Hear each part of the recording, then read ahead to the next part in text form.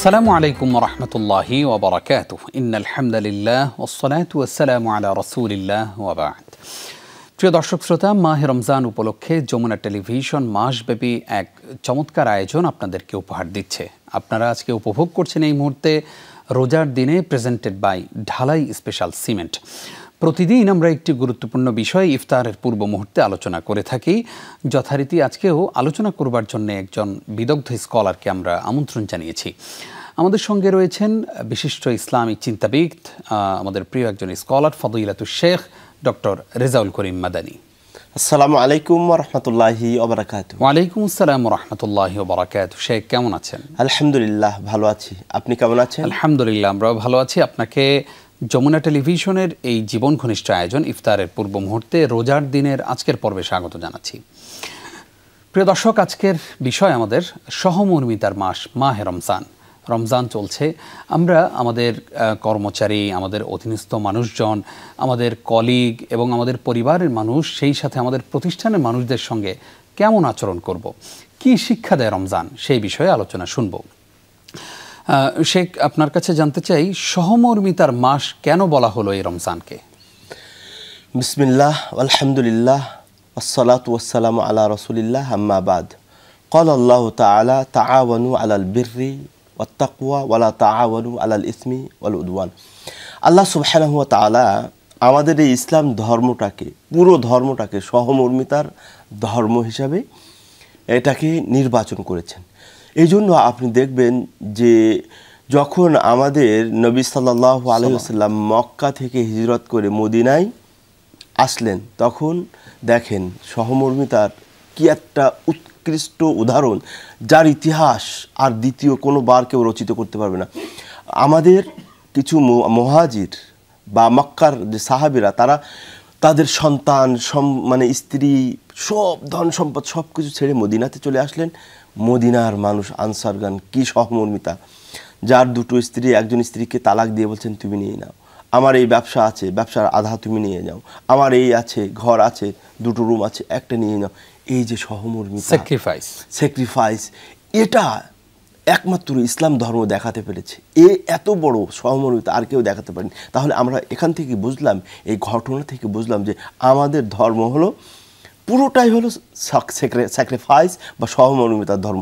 আর সেখান থেকে যদি আমরা স্পেসিফিক রোজার বলি, রোজার ব্যাপারে তো আরও ব্যাপারটা অন্যরকম। দেখুন, রোজার মাস অর্থাৎ রোজা মানে আপনি যখন একটা রোজার মাস চলে এসছে, তখন আপনার অটোমেটিক্যালি আপনার হৃদয়, আপনার মন, আপনার সব কিছু সহমর্মিতার দিকে হাত বাড়িয়ে দেন। দেখুন, আপনি সাধারণ মানুষ, আমি সাধারণ মানুষ, পারি না, আমার দিন আনা দিন খাওয়া, তারপরেও রাস্তায় রোজার মাসে দেখলে কিন্তু 10টা টাকা দান করি, 20টা টাকা দান করি, 50 টাকা দান করি। ধনীরা দেখবেন তাদের কাছ থেকে তাদের শ্রমিকরা ঠিকমতো বেতন পায় না, কিন্তু দেখবেন রোজার মাস আসলে তারা মানে লাখ লাখ কোটি কোটি টাকা দান করছে, গরিব মিসকিনদেরকে দিচ্ছে। সহমর্মিতা দেখুন, একে অপরকে ইফতারি খাওয়ানোর জন্য পাগল হয়ে যায়। সহমর্মিতা, বিশেষ করে আপনারা যদি রোজার মাসে মক্কা মদিনাতে হারামাইনে কাটান, দেখবেন ইফতারি আর মেহমানদারি তার কি অবস্থা, সহমর্মিতা কি সমস্যা। আপনার লাইন ধরে টাকা বিলি করে, লাইন ধরে, আমরা তো ওখানে থেকে এসেছি, দেখেছি 500 টাকার নোট ব্যাগ নিয়ে বসে মানে বিলি করতে আছে। এগুলো কিসের কারণে বলেন তো? সবই সহমর্মিতার কারণে। আর কেন সহমর্মিতা রমজানের পরে কোথায় থাকে? হ্যাঁ, আসুন তো, এখন আমাদের দিনটা হলো সহমর্মিতার ধর্ম। তাহলে আপনি যতদিন দিন প্র্যাকটিস করছেন, দিনে আছেন, আপনার আমার উচিত হলো সবসময় সহমর্মিতা দেখানো, অন্যের প্রতি একটু করুণা অনুগ্রহ দেখানো। কিন্তু আমরা কি হয়ে গেছি? আমরা হয়ে গেছি মানে মৌসুমি মুসল্লি। যেমন আমরা রোজার মাসে আল্লাহকে এত ভয় করি যে আল্লাহর ভয়ে সব খারাপ কাজ ছেড়ে দিই, এবং আল্লাহকে এত ভয় করি যে ঘরে রুজি রুটি পানি খানা স্ত্রী পুত্র থাকছে, সেগুলো ভোগ করি না, আল্লাহকে ভয় করি। এই জন্য তাহলে কি আমরা কি শুধু আল্লাহ, ওই রব কি অন্য মাসে আল্লাহ না? তাহলে আমরা কি হয়ে যাচ্ছি? মৌসুমি মুত্তাকি হয়ে যাচ্ছে। এমনিভাবে মানে নামাজের কথা বলুন, একটা মৌসুমের রোজার নামাজ, তারপরে ঈদের নামাজ, শুক্রবারের নামাজ সব মৌসুমি হয়ে যাচ্ছে। তো এই অনুভূতির ব্যাপারটা, সহানুভূতির ব্যাপারটা, এটাও এরকম। তারা এটা মৌসুম কেন্দ্রিক, শুধু রমজান মাসেই করে না। এটা উচিত হলো, আল্লাহ বলেছেন ও তাআওয়ানু আলাল বিররি ওয়াত তাকওয়া, অন্যের প্রতি সহানুভূতি হও, সহনশীল হও, দয়াবতী হও, অন্যের সাহায্য সহযোগিতা করো সব সময়, সর্বক্ষেত্রে, কল্যাণের ক্ষেত্রে। এটা কিন্তু আল্লাহ সুবহানাহু ওয়া তাআলা কি করেননি, এটা 1 মাসের জন্য নির্ধারণ করেননি। আর এটা আমরা একটা সোর্স পাই, রিসোর্স। আমরা যে রোজার মাসে একটু বেশি সহানুভূতি দেখায় বা সহমর্মিতা দেখায়, একটা কারণ আছে, এর একটা হাদিস আছে, সহিহ হাদিস। সেটা হলো যে আল্লাহ নবী সাল্লাল্লাহু আলাইহি ওয়াসাল্লামের ব্যাপারে একটা বুখারীতে এসেছে হাদিস, আবু হুরায়রা থেকে। আল্লাহ নবী সম্পর্কে বলা হয়েছে যে কানা খায়রু আফদালুন নাসি আজওয়াদুন নাস, কারণ নবী সাল্লাল্লাহু আলাইহি ওয়াসাল্লাম আজওয়াদুন নাস, নবী সাল্লাল্লাহু আলাইহি ওয়াসাল্লাম সবচেয়ে বেশি দাতা ছিলেন এবং সহানুভূতিশীল ছিলেন, তাই না? ওয়া খায়রু মা ইয়াকুনু ফি রমাদান, এই সহানুভূতির, এই দয়ার, এই অনুগ্রহের হাতটা বেশিভাবে বাড়িয়ে দিতেন রমজান মাসে। নবী কিন্তু এটা করতেন। তো সেখান থেকে হয়তো আমাদের ভাইয়েরা, আমাদের বোনেরা, আমাদের অর্থশালীরা, আমাদের সম্পদশালী ভাইয়েরা একটু রমজান মাসকে প্রায়োরিটি দেয়। এই কারণে যে রমজান মাসে একটু দান করলে দানের সোয়াবের গুণ 1 থেকে 7, 10, 700 গুণ পর্যন্ত। এই জন্য মানুষ বেশি সহানুভূতি, সহমর্মিতা দেখায়। এটা এই রমজানেও যারা মানুষের প্রতি সহমর্মিতার হাত বাড়িয়ে দেয় না, এই রমজানেও যারা তাদের অধীনস্থদেরকে অনেক বেশি কাজ করায় কিন্তু সেই অনুযায়ী সম্মানী বা সেই অনুযায়ী পারিশ্রমিক দেয় না, এই রমজানে যারা রহমদিল হয়ে, যেমনভাবে আমরা হাদিসের কথা জানি যে ইরহামু আহলাল আরদ ইয়ারহামকুম মান ফিস সামা, জমিনের মানুষকে তুমি দয়া করো, আরশের মালিক তিনি তোমার প্রতি দয়া করবেন। এই সিয়াম সাধনার এই মাসেও আমরা দেখতে পাই যে অনেক মানুষ তার সেই রূঢ় আচরণটুকু সে হজম করতে পারে নাই, সবর করতে পারে না, মানুষের সাথে দুর্ব্যবহার করে, অশ্লীল বেহায়াপনা কথাবার্তা বলে, গালিগালাজ করে, ঝগড়ায় লিপ্ত হয়। তাদের ব্যাপারে কি বলবেন? প্রথমত আমাদের মুসলমান হিসাবে একজন আমাদের অধীনস্থ হোক, যেই হোক আমার অধীনস্থ, তার সাথে বিহেভ কীভাবে করতে হবে সেটা কিন্তু আমার ইসলাম, আমার নবী, আমার আল্লাহ ঠিক করে দিয়েছেন। সেটা রমজান আর গয়র রমজান না, রমজানের বাইরেও যেমন আপনার অধীনস্থ ব্যক্তি সম্মান রাখার অধিকার রাখে, তার সাথে সুন্দর প্লয়েট ব্যবহার করতে হবে, সফটনেস দেখাতে হবে।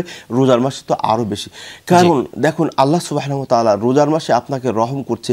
আপনি একটা রোজা রাখছেন, 700 রোজার সওয়াব পাচ্ছেন। সুবহানাল্লাহ, কত রকম সুযোগ দিয়েছেন। একটা রাত ইবাদত করবেন, আপনি 1000 মাসের ইবাদতের সওয়াব পেয়ে যাচ্ছেন। তো এই ধরনের অনেক সুযোগ কিন্তু আল্লাহর রহমতের বহিঃপ্রকাশ করছেন এই রোজার মধ্য দিয়ে। তো এখান থেকে বান্দা যদি শিক্ষা না নেয়, রহমতের শিক্ষা, সহমর্মিতার শিক্ষা, তাহলে কোথা থেকে নেবে? ঠিক, একদম ঠিক ধরেছেন আপনি। শেখ, আজকে আমরা গুরুত্বপূর্ণ বিষয় শুরুতেই আলোচনা শুনছিলাম আপনার কাছ থেকে যে সহমর্মিতার মাস, এই রমজানটাকে আমরা কিভাবে কাটাবো। এর মধ্যে একটা আছে জাকাত, আমরা জাকাত প্রদানের মাধ্যমে সহমর্মিতা প্রকাশ করতে পারি। আপনি আমাদেরকে জানাবেন এই সহমর্মিতার মাসে যারা সহমর্মিতা প্রকাশ করে না তাদের ব্যাপারে আল্লাহ তাআলা কি বলেছেন? এ ব্যাপারে আল্লাহ নবী সাল্লাল্লাহু আলাইহি ওয়াসাল্লামের একটি হাদিস, যেটি আপনি একটু আগেই বলেছিলেন, ইরহামু মান ফিল আরদি ইয়ারহামুকুম মান ফিল সামা। আল্লাহ সুবহানাহু ওয়া তাআলা সহমর্মিতা দেখাতে বলেছেন আমাদেরকে যারা জমিনে আছে, মানে আমরা একে অপরের প্রতি সহমর্মিতা দেখাবো, অনুগ্রহ দেখাবো, দয়া প্রদর্শন করব। তাহলে কি করবেন? আল্লাহ সুবহানাহু ওয়া তাআলা আমাদের প্রতি কি করবেন? সহমর্মিতা দেখাবেন। এবং আমরা সকলে জানি যে আল জাযাউ মিন জিনসিল আমাল, অর্থাৎ আপনি যেমন করবেন আল্লাহ ঠিক তেমনই ব্যবহার আপনার সাথে করবে। তাহলে আপনি যদি মানুষদের প্রতি, আপনার অধীনস্থ কর্মচারী, শ্রমিক, তাদের প্রতি সহমর্মিতা দেখান, তাহলে আপনার যে মালিক, মহান মালিক, তিনি কিন্তু সহমর্মিতা দেখাবেন। আপনি এখানে যেমন ব্যবহার করবেন, তাদের উপর রূঢ় ব্যবহার করবেন, মানে কঠোর ব্যবহার করবেন, তাদের মানে অধিকারের ব্যাপারে খড়গহস্ত হবেন, উনি কিন্তু বরকত কমিয়ে দিবেন, আপনার প্রতি ঠিক সেই ব্যবহার হবে।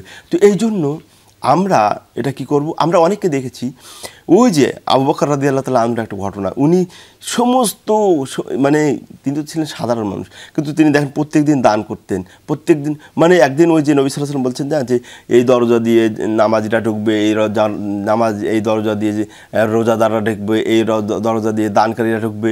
তো আল্লাহর নবীকে জিজ্ঞেস করলেন, ইয়া রাসূলুল্লাহ, কোনো ব্যক্তিকে আছে সব দরজা দিয়ে ঢুকবেন? তো বলছে আমি মনে করি সেটা তুমি। কারণ কি তিনি কিন্তু মানে আবু বকর রাদিয়াল্লাহু তাআলা আনহুর কথাই বলা হয়েছে, কারণ কি তিনি সবগুলো সোর্স ব্যবহার করতেন। তো আমাদেরকে এটা একটা বড় মারাত্মক ব্যাপার, মানে সহমর্মিত হওয়া, দয়া দেখানো, এটা ব্যবহার করতে হবে।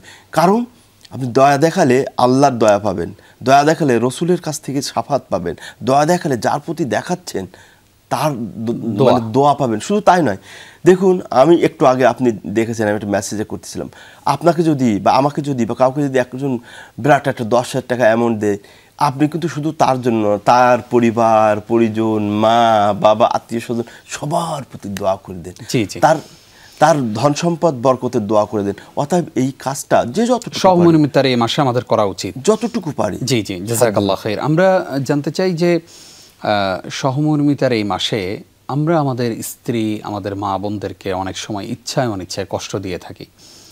তারা আমরা যেমনিভাবে বাহিরে পরিশ্রম করি, তারা ঠিক তেমনিভাবে বাসায় পরিশ্রম করে। আমাদের খাবার, আমাদের ইফতার, আমাদের সাহারি, আমাদের নাস্তা সব কিছু ওনারা তৈরি করে দেন। সহমর্মিতার এই মাসেও কিছু কিছু আমাদের ভাইরা আছেন যারা তাদের স্ত্রীর উপর অন্যায় করেন, জুলুম করেন, যে আজকে এই 10 পদের আইটেম না হলে আমি ইফতার করব না, তোমাকে এটা এটা করতেই হবে। তো সেই কাজগুলো করতে গিয়ে আমাদের অনেক বোনদের সালাত নষ্ট হয়, অনেক বোনেরা ইবাদতে মগ্ন হতে পারেন না, ইবাদত নষ্ট হয়। এই ব্যাপারে কি বলবেন? আমাদের স্বামীদের, আমাদের বাবাদের, আমাদের ভাইদের, আমাদের সন্তানদের, আমাদের মা বোনদের প্রতি আচরণ কেমন হওয়া উচিত? এই ব্যাপারে আল্লাহ সুবহানাহু ওয়া তাআলা আমাদের আচরণ কিভাবে করতে হবে আল্লাহ সুবহানাহু ওয়া তাআলা বলে দিয়েছেন, ও আশিরুহুন্না বিল মারুফ, তোমরা তোমাদের স্ত্রীদের সাথে মানে স্পাউস একে অপরের প্রতি সুন্দর ব্যবহার করো, পলাইট ব্যবহার করো, সুন্দর সুমিষ্ট ব্যবহার করো। তাহলে আপনি যে জুলুম করলেন এটা সুন্দর ব্যবহার হলো। সে টায়ার্ড, সে আপনার খেদমত করছে, আপনার সন্তান সন্ততি, ঘর বাড়ি, মানে শ্বশুর শাশুড়ি সবাইকে সে খেদমত করছে। এরপরে আপনি তাকে এত ডিমান্ড দিবেন 10 পদের মানে আইটেম হতে হবে, এই হতে হবে, এটা তো জুলুম হয়ে যাচ্ছে। আল্লাহ নবী সাল্লাল্লাহু আলাইহি ওয়াসাল্লাম কি বলেছেন, ইস্তাউসু বিন নিসাই খায়রা, মহিলাদের ব্যাপারে কল্যাণকর ব্যবহার করো, কল্যাণকর কিছু এগুলো চাও। তো আপনি যখন তার উপরে এত কিছু চাপিয়ে দিবেন তখন সে কি হয়ে যাবে, তখন আল্লাহ মানে আপনার ভয়ে হোক আপনি না তালাক দিয়ে দিবেন, নাই অত্যাচার করবেন, এই ভয়ে সে আল্লাহর হক থেকে মাহরুম হয়ে যাচ্ছে। মানে ঠিকমতো নামাজ পড়তে পারছে না, ঠিকমতো জিকির আজকার করতে পারছে না, শাহরুল কোরআন তেলাওয়াত করতে পারছে না। কারণ ওই যে আপনি মাথায় একটা চাপ দিয়ে রেখেছেন আমার 10 পদের লাগবে। আপনি কেন এই চিন্তা করছেন না, এটা আপনার স্ত্রী, কাছের লোক, সবচেয়ে প্রিয় জীবনসঙ্গিনী, তারপরে আপনার কিভাবে নির্দয় হলে এত কিছু আপনি ডিমান্ড করতে পারেন? আপনার কি দয়া নেই? এক। তারপরে দ্বিতীয় যে বিষয়টা, আপনি কি চান না আপনি যেমন ইবাদত করে জান্নাতে যেতে চান, আপনার স্ত্রীকেও তো ওই রকম সুযোগ দিয়ে তাকে ইবাদত করে, কোরআন তেলাওয়াত করে, জিকির আজকার করে, সেও যাতে করে ইবাদত করে জান্নাতে যেতে পারে সেই সুযোগ। 3 নাম্বার যেটা আমাদের আদর্শকে নবী সাল্লাল্লাহু আলাইহি ওয়াসাল্লাম সালাফগণ সাহাবীগণ তারা কি এই 14 পদের 10 পদের ইফতারি করতেন? ঠিক এই জায়গায় আমি আবার একটা ভিন্ন চিত্র আপনার সামনে উপস্থাপন করতে চাই। আমাদের অনেক বোনেরা আছেন একেবারে অলস। স্বামী সারাদিন পরিশ্রম করে বাসায় যাওয়ার পরে বলে, তোমার পানিটা তুমি ঢেলে খাও, তোমার কাপড়টা তুমি ওই আলমারিতে আছে, তুমি নিজেরটা নিজে নিয়ে নাও, আমি এত কিছু করতে পারবো না। স্বামী একটা জিনিস পছন্দ করে সেটা উনি তৈরি করতে পারবেন না। এই যে অলস প্রকৃতির, অথবা জেদি, অথবা ইগোর কারণে এই কাজ করে না, যে আমি কেন তোমার এত খেদমত করব, সেই মহিলাদের জন্য কি বলবেন? একদম ছোট্ট, এই মহিলা তো স্ত্রী হওয়ারই যোগ্য না, এ তো ঘরে রাখা ঠিক না। এটা তো বিয়ের পরে আমি টের পেলাম। তারপরে চৌকাট বদলাতে হবে, এই চৌকাট বদলাতে হবে। মানে যে আপনার প্রিয়, মানে স্বামী তো একজন স্ত্রীর কাছে সবচেয়ে আপনজন, তার কিছু চাহিদা, তার কিছু প্রিয়, তার কিছু ভালো লাগা বস্তু আপনি মানে পূরণ করতে পারবেন না, তাহলে কিসের স্ত্রী? আপনাকে কি জন্য আমি ভরণ পোষণ দেবো, কি জন্য এনেছি আপনাকে? আমার দাবি, আমার ডিমান্ড পূরণ করবেন, এটাই তো। এই স্বাভাবিক ডিমান্ড যদি পূরণ না করতে পারেন, ওকে পাল্টিয়ে ফেলায় ভালো। জাযাকাল্লাহ খাইর। অনেক গুরুত্বপূর্ণ বিষয়। আল্লাহ তাআলা আমাদের সবাইকে সচেতন এবং সতর্ক হওয়ার তৌফিক দান করুক, আমিন। কষ্ট করে সময় দেওয়ার জন্য আপনাকে ধন্যবাদ জানাচ্ছি। ধন্যবাদ আপনাকেও, ধন্যবাদ যমুনা কর্তৃপক্ষকেও, ধন্যবাদ দর্শক শ্রোতাদের। বারাকাল্লাহু ফিক। প্রিয় দর্শক, এতক্ষণ যারা আমাদের সঙ্গে ছিলেন, আসুন সহমর্মিতার এই মাসে আমরা সহমর্মিতার হাত বাড়াই। পরিবার থেকে সেই শিক্ষা নেই, সমাজে সেই শিক্ষা ছড়িয়ে দেই এবং সেই শিক্ষা রাষ্ট্রে ছড়িয়ে দেই। তাহলে আমরা যখন একে অন্যের প্রতি সহমর্মিতার, সহযোগিতার হাত বাড়াবো, আমি ঠিক কোনো সময় যদি বিপদে পড়ি আপনি আমার জন্য এগিয়ে আসবেন। এটাই ইসলাম, এটাই ইসলামের সৌন্দর্য। আসুন রমজানের এই শিক্ষা নিয়ে আমরা পুরো জীবনটা সেভাবেই কাটাই। আল্লাহ রাব্বুল আলামিন আমাদেরকে সহমর্মিতার হাত, সহযোগিতার হাত বাড়িয়ে দেওয়ার তৌফিক দান করুক, আমিন। আজ এই পর্যন্তই। আগামীকালকের পর্ব দেখবার আমন্ত্রণ জানিয়ে বিদায় নিচ্ছি আমি নিজাম বিন মুহিব। আপনারা দেখছিলেন রোজার দিনে, প্রেজেন্টেড বাই ঢালাই স্পেশাল সিমেন্ট। ওয়াখির দাওয়ানা আনিল হামদুলিল্লাহি রাব্বিল আলামিন। আসসালামু আলাইকুম ওয়া রাহমাতুল্লাহি ওয়া বারাকাতুহু।